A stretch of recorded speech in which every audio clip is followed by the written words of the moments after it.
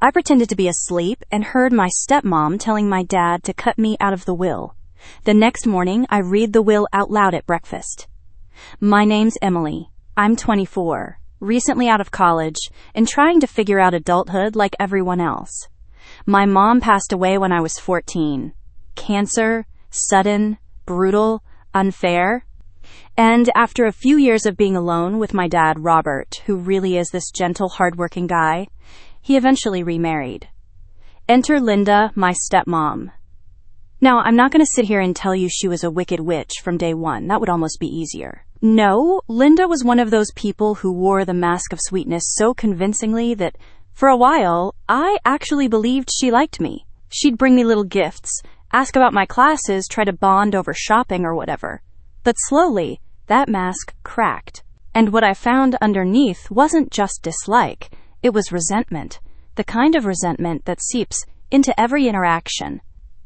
Whenever Dad wasn't around, she'd let these little comments slip. About how grown kids shouldn't still rely on their parents, or how family money should be handled responsibly, which was code for, you don't deserve it. She never said it outright, but I could feel it. This undercurrent of wanting me out of the picture, like I was an obstacle between her and Dad's world. I tried to brush it off for years, but then one night, everything shifted.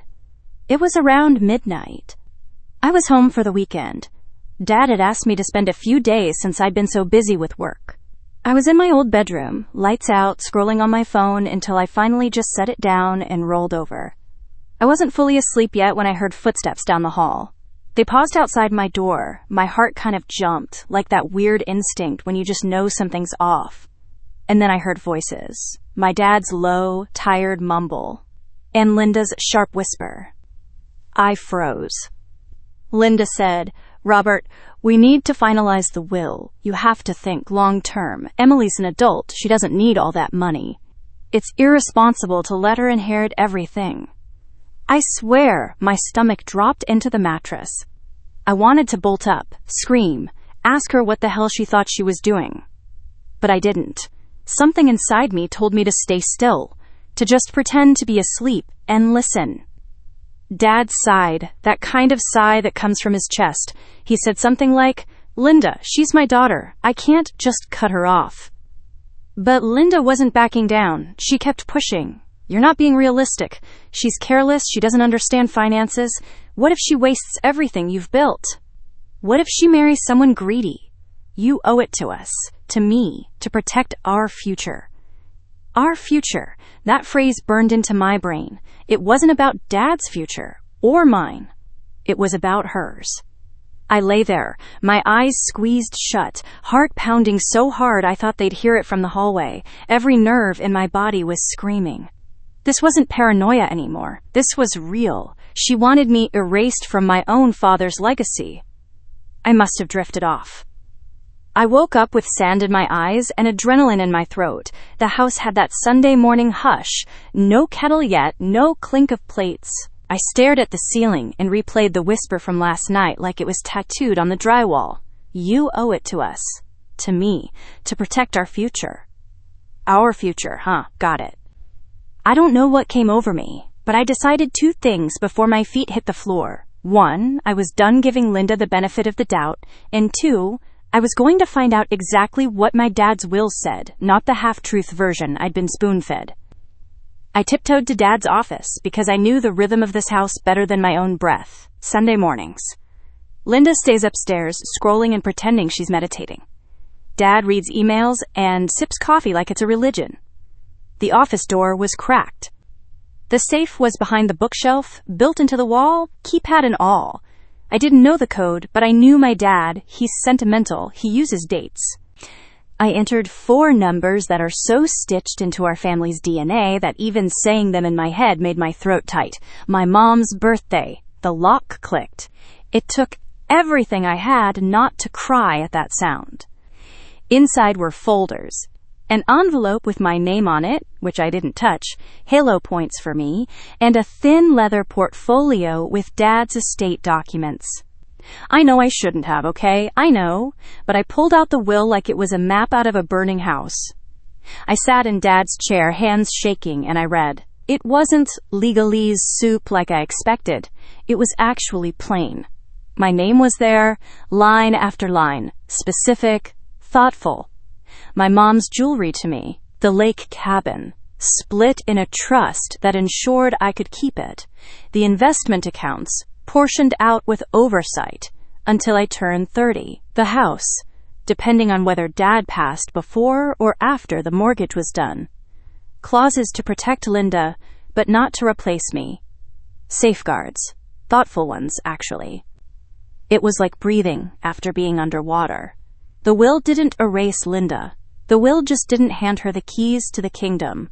And that, more than anything else, told me what last night was really about. It wasn't prudence. It was power.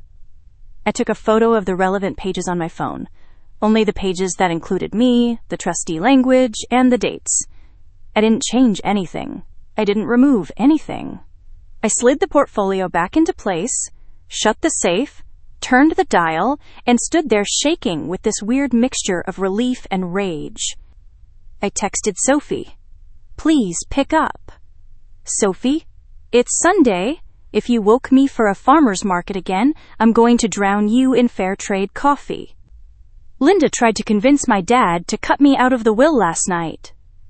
Sophie, I'm up. I'm in the car. No pants, just a trench coat. Talk. I called her. I told her everything. She went quiet in that way. That means she's revving up. Okay, she said. You have the will. Don't answer that. Don't confess on the phone. Did you see a will-like item with your God-given eyes? Yes, I said. And does it say you get what your dad always said you'd get? Yes. And does it also not throw Linda to the wolves, but keeps her comfy and stable as long as she doesn't try to bulldoze you? Basically. Then breakfast is going to be theater, babe. Wear something you can move in. I laughed even though my stomach was trying to eat itself. You think I should, what? Read it out loud? Absolutely not, Sophie said, then paused. Wait. Actually, yes, but don't make it look like a stunt. Don't make it a gotcha. Make it boring. Make it administrative. I was tidying your office and found this. Dad, could we go over it together so I understand? Then read the parts that matter. Let Linda try to smile through it if she can. Watch her jaw. Sophie is chaos in glitter form, but she's also strategic when she wants to be. She knows how to navigate grown-up tantrums better than any therapist I've paid to explain my childhood. I love her. Don't tell her I said that. By the time I got downstairs, the kettle was singing. Dad stood in the kitchen in his weekend uniform. Soft t-shirt, old college sweats, the ones with an oil stain at the hip he never noticed. Linda floated in 10 minutes later, hair floating behind her like she woke up in a commercial. She gave me this smile like she was trying a new lipstick and asked if I slept well. I did, I said, which was pretty bold considering I'd actually slept like a raccoon in a dumpster. Hey, Dad, can we talk through some logistical stuff later? I was going through old files in the office, and I realized I don't totally understand, the boring adult things. Like where things go if something happens. I want to be prepared and not be a burden. Linda's lashes fluttered. That's so responsible of you, she said. I've been telling your father we should make sure everything is very clear. Dad looked relieved. Actually, that's probably not a bad idea. We sat down to breakfast. Pancakes, aggressively cheerful fruit salad. I excused myself, came back with the portfolio like it was a hymnal, and sat with it on my lap. My heart was pounding so hard, it felt like it might bruise the pages through my jeans. I said, so this document, this is the will, right? Linda's fork paused midair. Dad blinked. How did you? I was trying to find my vaccination card in the office drawers. I lied, forgive me, universe, and I saw the safe was open. I didn't want to touch anything, but it scared me, not knowing. I just want to make sure I don't mess anything up if... I swallowed. If you're ever not around. Dad's expression softened, that fatherly thing he does. Come here, he said gently. Let's go through it, okay? We did. I kept my voice steady. even when my insides were a blender. I read the relevant sections. The trust for the cabin, the investment accounts with a responsible distribution schedule, the protections for Linda, yes, those were there. I read them too, intentionally, because the point was clarity, not ambush. Every time my name appeared, Linda's mouth tightened by 1 microscopic millimeter. It was like watching a glacier realize it's melting. Dad nodded along. I asked questions like I was in a seminar. What does contingent beneficiary mean? How do I access the trustee? What if I need the cabin for repairs? No sarcasm, no edge. I didn't mention last night, not yet.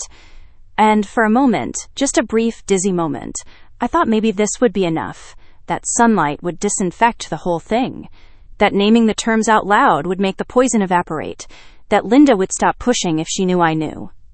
Then she put her fork down.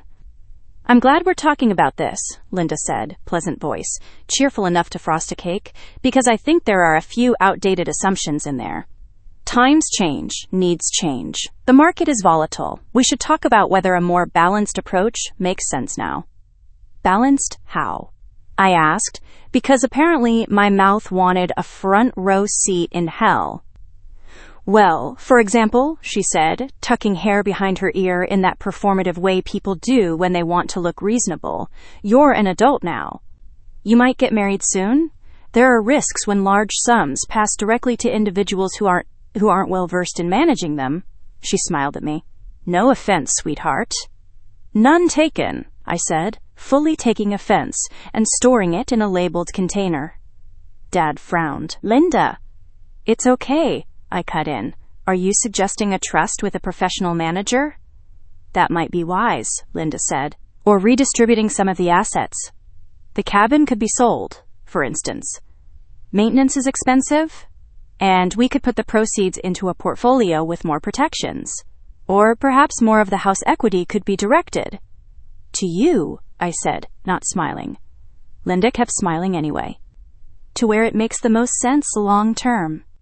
Here's the thing. There's a difference between disagreeing and gaslighting. Disagreeing is honest. Gaslighting is when someone tries to take your reality and put theirs in your hands like a hot stone and says, hold this for me, would you? I looked at my dad and I could see the confusion start. He hates conflict. He wants peace in his house more than anything. He's the kind of man who will eat burnt toast and say it's fine because the person he loves served it to him. Dad, I said softly, turning to him, I need to say something. Last night, I wasn't fully asleep when you two were in the hallway. Linda went very still. I kept my eyes on my father's face, the lines at his mouth, the small scar near his temple he got when he fell off a bike as a kid. I heard parts of a conversation.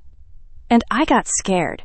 That's why I wanted to look at this today. I'm not accusing anyone. I'm asking for transparency. Emily, he said, quietly, warning, worry, a plea not to do this now. But Linda beat him to it. That's a serious accusation, she said, voice suddenly crisp. We were simply discussing how to keep the family secure. You've always had dramatic tendencies, dear. It's not your fault. Your mother. Don't, I said, the word coming out like a reflex. Don't bring her up here. Silence.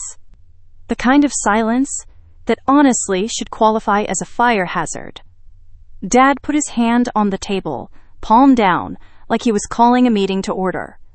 No one is attacking anyone, he said, fragile. We're just talking. I didn't trust my voice, so I reached for the only thing that mattered, the facts.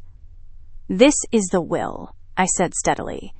It reflects what you and I have talked about for years, Dad. It also provides for Linda. I looked at her. It does. Generously. Her eyes flashed. And yet, you're unhappy. I'm not unhappy with the will, I said, pulse thudding. I'm unhappy that anyone would try to edit me out of my own father's life because they think I'm... What did you call it? Careless? Linda's face flickered, but she kept it together. If you're going to make claims, you need proof, she said, composed. You're scaring your father. Proof? I repeated. Okay. I took my phone and slid it across to Dad. The photos. The page with my name, the trustee language, the date, the signature. Proof that this is the will, I said. Proof that I'm not imagining what I read this morning. That's all I'm saying. That's when the ground shifted. Not because of a scream, or a slap, or a broken plate, but because my dad leaned back, breathed out like he'd been holding something for years, and said, I don't want to fight. Emily's right. The will is what it is. If we want to revisit it someday, we can. But not today. Not like this. Linda smiled in a way that had nothing to do with her eyes. Of course, she said, not like this. You know when a storm passes over and everything feels lighter, but you just know it's circling back? That's what the rest of that day felt like. I went for a walk. I called Sophie and told her the short version. I stood by the lake near our house and listened to the water slap the shore and tried to remember what calm felt like. When I got back, Uncle James was in the living room. I didn't know he was coming. He's my mom's brother, the kind of guy who smells like cedar and wears those plaid shirts that look like they came with a whiskey subscription. He hugged me so tight I almost broke. Hey kiddo, he said into my hair. Heard you were home. I blinked at him. From who? From your dad, he said, like it was obvious. He asked me to stop by. Dad came in with coffee. He looked tired, older, but his eyes were clear in a way that made something loosen in my chest. I needed a referee, he admitted, and someone who knew your mother. We all sat. Linda was out running errands, which I later learned meant calling 2 different financial advisors and 1 lawyer whose card she'd been keeping in her wallet like a prayer. James listened while I recapped. He's not a big talker, but he has that therapist stillness that makes you say more than you expect. When I finished, he rubbed his jaw and said, Okay, here's what we're gonna do. Nobody's signing anything new. Not today. Not this month. Robert, you and I are going to talk to your attorney. Not Linda's friend. Your attorney. And we're going to verify the will's validity and the trust structure. And if anything needs tightening, we do that. Tightening. No bulldozers, no panic. Dad nodded like he'd been waiting for someone to say that. Harris? He said. I'll call Harris. I felt my lungs fill for what felt like the first time all day. Linda came back just in time to hear the tail end of that plan. She put the groceries down like she just remembered how gravity works. We're calling Harris? She asked. Yes, Dad said. I want him to come by this week. Her face did a thing that you only see when someone is angry at reality itself. Robert, this is getting out of hand. I'm being painted as some kind of villain. No one's painting you, James said gently. We're installing guardrails. She didn't look at him. She looked at me. I looked back. Maybe that's when the real war started. Not the secret whispers, not the hallway lobbying, but the silent admission that we were not on the same team. And I knew it. And she knew I knew it. That night, she knocked on my door. I didn't say come in, but she did. She leaned against the frame like she thought the house might applaud. I hope you're happy, she said in a voice sweet enough to rot teeth. I'm not, I said, but I'm not the one who tried to rewrite my family. She laughed, small and cruel. You think you're the only one who suffered? You think you're the only one who lost something? Your mother's death broke your father. I was the one who picked up the pieces. Don't talk to me about loyalty. That one hit, because it wasn't a total lie. She had been there for him. She'd driven him to appointments. She'd made sure he ate when grief starved him. That's the scary part about complicated people. Sometimes they do kind things for selfish reasons, and sometimes they do selfish things and wrap them in kind language, and you're left trying to sort it like a box of knives and flowers. I appreciate what you did, I said, and I meant it. That doesn't give you the right to erase me. Her eyes went flat. We'll see. Monday, Dad and I went to see Mr. Harris. You know those people who look like they were born in a leather chair? That's Harris. He greeted us, shook my hand, and got straight to the point. I've reviewed your documents, he said, tapping a folder. They're sound. They reflect your stated intentions, Robert. The trust is conservative, which is good. It protects Emily from predatory scenarios. He glanced at me kindly, which unfortunately includes certain forms of undue influence. He didn't say Linda, he didn't have to. Dad cleared his throat. If we wanted to make adjustments, minor ones, what would you recommend? I'd recommend waiting, Harris said. A will should be updated for births, deaths, major life changes, not whims or temporary pressures. If you've recently experienced conflict around this, his eyes were kind but unflinching, my advice as counsel is to let the dust settle before drafting anything. I also recommend a separate letter of wishes to clarify your philosophy. That way, if anyone challenges the spirit of the will later, your intent is documented. I wanted to kiss this man on his shiny forehead. Harris added, I can also recommend a corporate trustee for the cabin if you want a neutral party to oversee maintenance funds and approvals. That often removes points of friction between surviving spouse and adult child. Dad relaxed. Let's do that, he said. And the letter. I want to put a few things in writing. We left with next steps. A letter Dad would write himself, a meeting to set up the trustee, and a very clear directive to not change a damn thing for 90 days. When we got home, Linda was waiting like a storm cloud. James was there too, and thank God for that, because if he hadn't been, I think the house would have cracked from the pressure. How dare you cut me out of a legal meeting, Linda said to Dad, voice low and vibrating. Do you know how that looks? It looks like what it is, James replied mildly, a man consulting his attorney about his estate. I am his wife, she snapped. And I am his brother-in-law, James said, not flinching, and Emily is his daughter, and the attorney is his, so everyone in that list has a role. She turned on me like a laser sight. Are you enjoying this? No, I said. I hate that we're here. She scoffed. Could have fooled me. Dad lifted a hand. Enough. We're following Harris's advice. That night at dinner, Linda kept her mouth in a straight line and her words lined with sugar. I wanted to scream. Instead, I ate my pasta and made jokes about the news with my dad. James told a story about crashing a boat when he was 22. We carved out an island of okay and a sea of nope. Over the next week, Linda pivoted strategies like a politician in a hurricane. One day she was sweet, telling me I should come with her to pick out new curtains, as if aesthetics would erase legal documents. The next day, she was martyrdom in heels, sighing about not being considered family when it counts. The day after that, she was pragmatic. Let's at least get appraisals on the cabin and the house so we have numbers. No, Dad said, which was quietly thrilling to watch. We're not making moves, we're stabilizing. I stayed an extra week. It was exhausting. I felt like I was sleeping with one eye open. Even when I knew I was safe, the part of my brain that handles fire alarms stayed buzzing. Sophie came by twice, once with a casserole, because I want to live your suburban mom fantasy, and once with wine, because I'm not your suburban mom. You're doing great, she told me, flopped on my childhood bed. You're being boring. Boring wins in court and in kitchens.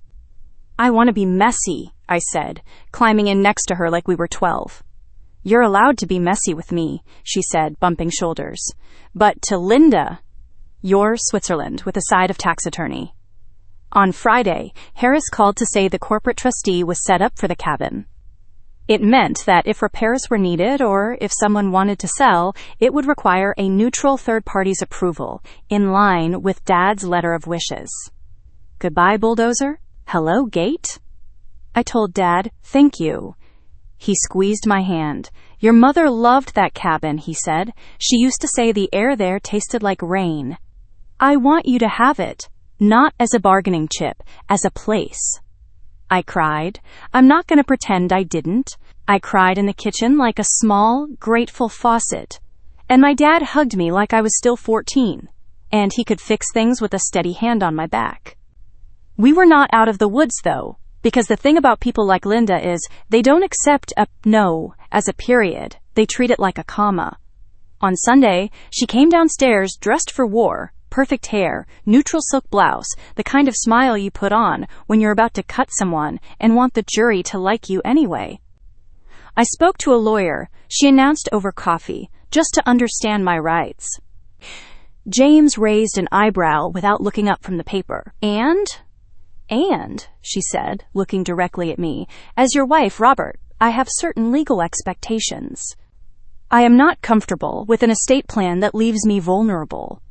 You aren't vulnerable, Dad said evenly. The will provides for you. The trust ensures stability. The house is not mine, she said sharply. I won't be at the mercy of his. She jerked her chin at me. Child. There it was. The mask slipped. Not all the way, but enough. James put the paper down. Then it's good the trustee is independent. Her eyes snapped. How convenient for you. Dad stood. Linda, enough. We've been going in circles. I'm not cutting Emily out. I will not be pushed into decisions out of fear or manipulation. Harris has advised a 90-day pause on changes, and I agree. She stared at him like he'd just spoken a language she refused to learn. 90 days? So she can what? Talk you out of loving me? That's not what's happening, Dad said quietly. What's happening is that I'm maintaining my original plan, which includes both of you, in the way I think is right. She laughed, a short, brittle sound. Original plan, she repeated, like it tasted bad. You mean the one you made when you were still carrying a torch for a dead woman and her perfect daughter? My chair scraped back. I think it shocked all of us. Do not talk about my mom like that, I said, voice shaking but steady somehow. Linda's face twisted. Oh, don't even start. She's a ghost you both worship. I'm the one who has had to live with this house's shrines, this cabin, this necklace on the mantle, this idea of you two that doesn't include me. I have tried to include you, Dad said, the first crack of anger in his voice, but you don't join, you take. Silence again, the kind that makes you hear your pulse. Then Linda smiled. Fine, she said. If you won't protect the marriage, I will. I'll be consulting with my attorney. If I'm not safe in this plan, I'll make my own. She left the room. The click of her heels on the hardwood sounded like a metronome counting down to something we were going to regret. I turned to my dad. I'm sorry, I whispered. He shook his head. No, this isn't your fault. James exhaled. Get the letter done, he told Dad. Today. I'll sit with you. And Emily, he looked at me. You did everything right. You kept your head. You didn't play her game. I nodded, but I felt like someone had removed my bones. We spent the afternoon at the dining table drafting. Dad wrote longhand first, then typed it, then printed it, and signed it like he was putting sandbags around our house.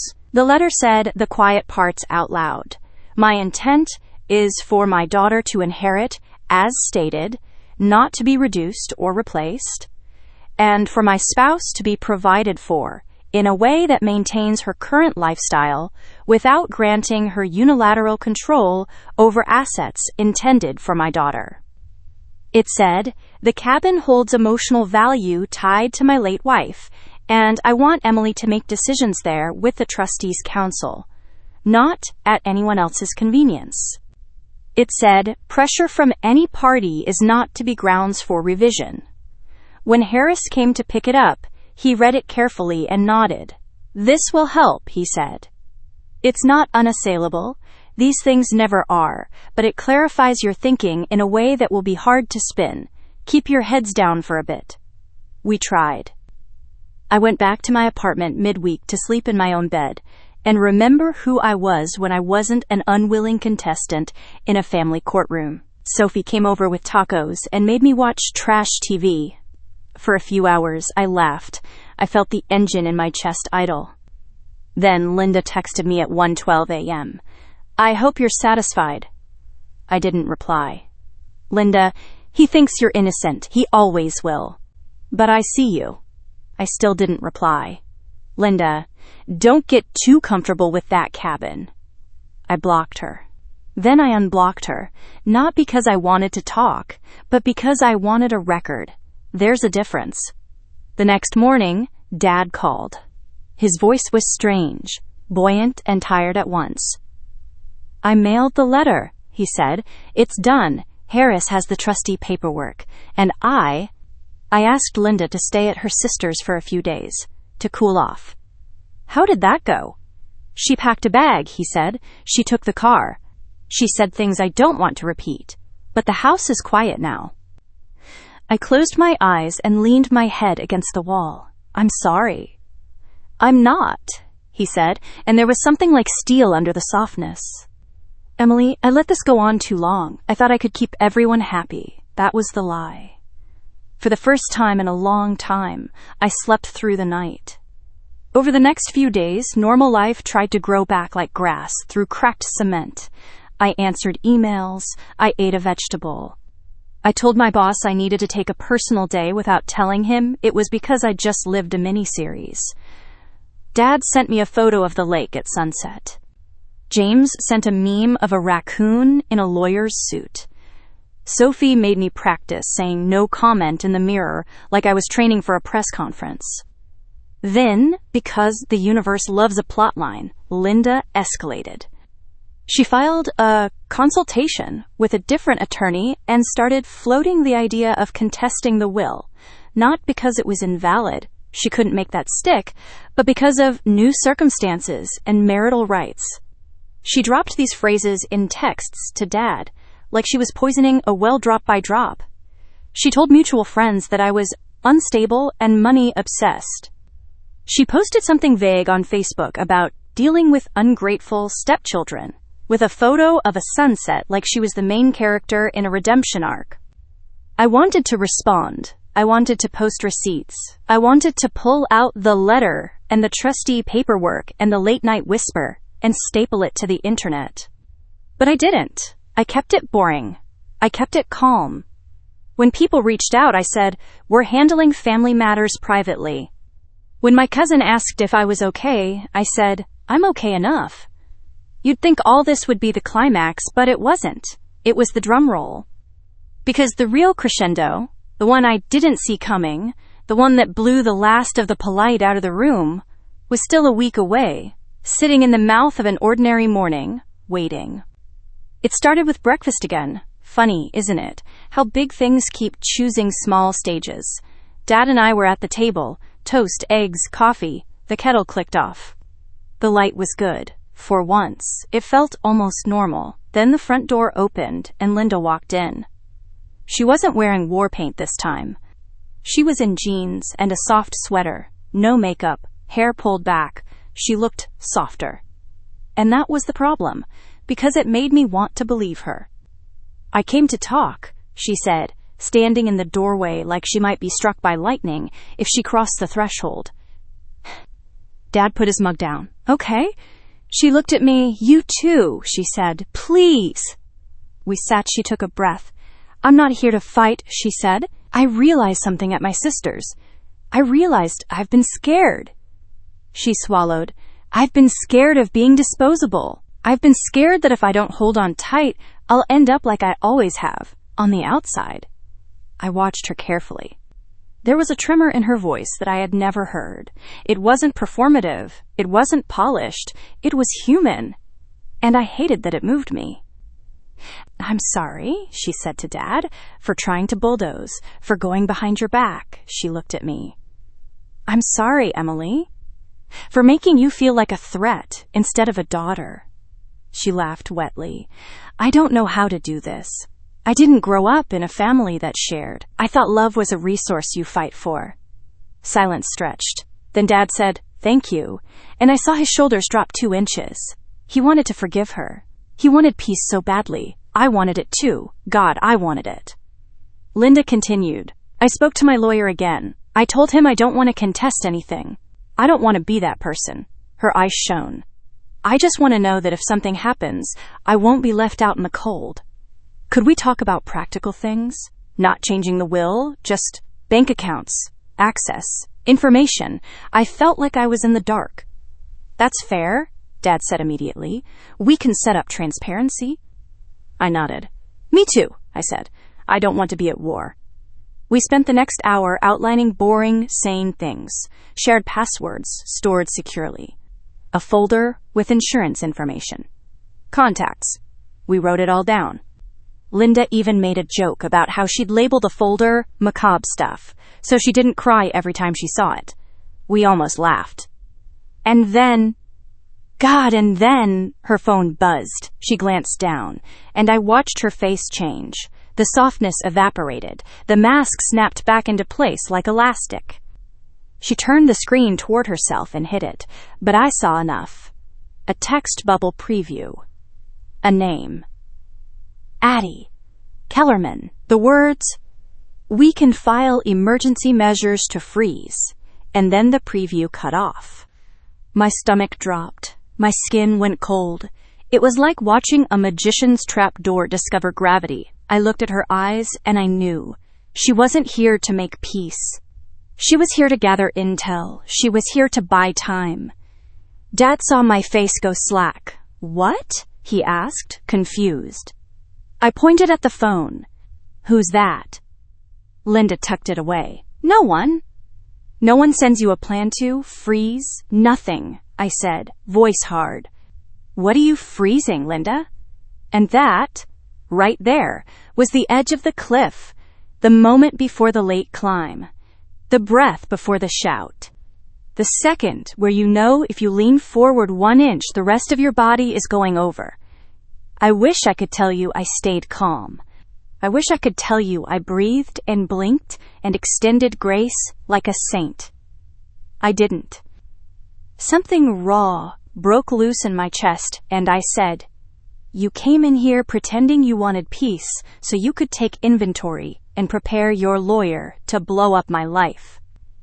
Her mouth opened, then closed, then opened again. "You don't understand," she said, the softness gone. "I need to protect myself." "From what?" I demanded. "A will that provides for you? A trust that keeps the cabin standing and the bills paid? A man who is bent over backward to make you feel safe?" She stood up so fast, her chair scraped, loud and ugly. "From being replaced," she hissed, "from being second to a ghost and her spoiled child." Dad stood too. "Enough," he said, louder, stronger than I'd ever heard him. "We're done here." She slammed her palm on the table. The coffee jumped. "No," she said, "we're not. Not until you choose." A day later, Dad and I went for a drive to the bank, then the hardware store, then nowhere in particular. Windows down, that end of summer wind doing its best impression of forgiveness. He said, "I keep thinking I should have seen it sooner," and I said, "We don't see the weather when we live inside it." He squeezed the steering wheel like he was saying thank you without words. We set up boring protections, like they were candles against a storm. 2-factor everything. A binder labeled "in case of," with tabs that would make a librarian weep. Harris filed a simple notice about the trustee, and James changed the deadbolt because, his words, "clarity thrives behind good locks." I slept in my old room for 2 more nights and woke up both times expecting to hear whispering in the hallway. I didn't. The house had retired from theater. Karma didn't show up with an audience either. It rolled in like fog. Linda tried one last legal flourish. Her lawyer sent a letter buzzing with the word emergency. Harris responded with 6 lines and 3 statutes, and the buzz died somewhere between line 4 and 5. She posted a soft focus quote about betrayal. My phone lit up with cousins asking if I wanted to clap back. I didn't. I sent 2 words. "We're okay." It was true enough to stand on. Then the universe did that thing where it hands you proof that the story isn't the whole world. On Sunday, I found my mom's field journal wedged behind a box in the cabin closet. 10 pages of crooked handwriting about weather and wildflowers, and a blueberry pie that refused to set. Not 1 sentence about money. Not 1 sentence about wills. Just love, recorded in pencil. I read it to Dad on the porch while the sky did an impression of spilled paint. He cried. I did too. Not the desperate kind. The rinsed clean kind. I wish I could say Linda and I made peace. We didn't. We made distance. Sometimes peace looks exactly like that. An empty lane where a collision used to be. She sent Dad a message 2 weeks later. I need time. He sent back. Take it. And that was that. No door slammed. Just a hallway that kept going. I went home to my apartment and tried to remember how to be 24. The first night, I put my phone face down and let the silence be heavy and friendly at the same time. Sophie came over with a pizza and demanded an oral history. I told her the short version, then the long one, then the parts where my hands were shaking so hard I had to steady the pages. She listened the way best friends do, eyes bright, mouth soft, jokes kept in a holster until you can laugh without cracking.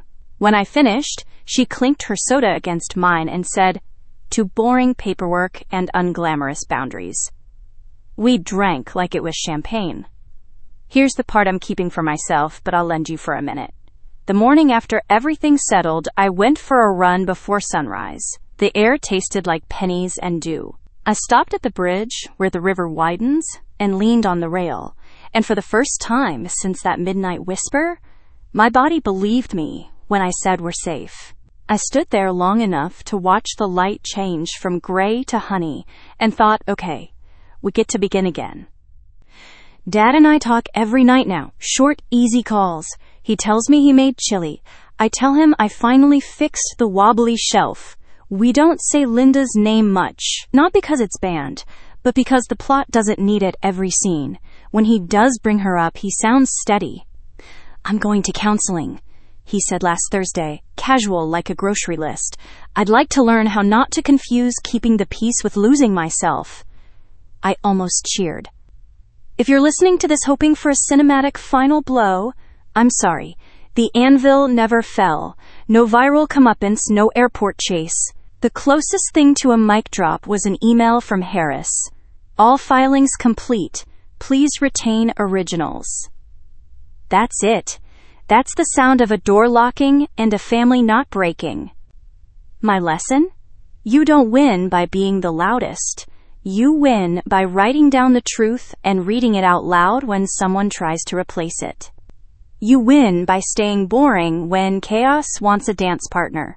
You win by letting the law be a fence and your gut be a compass. And when the storm passes, you don't build a statue. You make breakfast. I did that the next weekend. Pancakes, fruit salad, the whole stubborn spread. Dad took a bite and grinned like a kid. The dent from Linda's ring is still in the table, a tiny crescent moon. We didn't sand it out. We don't have to forget to move on. We just eat around it, laugh around it, live around it. That's the ending, not fireworks. A clean kitchen, a locked file drawer, a porch that smells like rain. And me, still here, still mine, telling the story in my own voice, because naming what happened is how you make sure it doesn't happen to you again.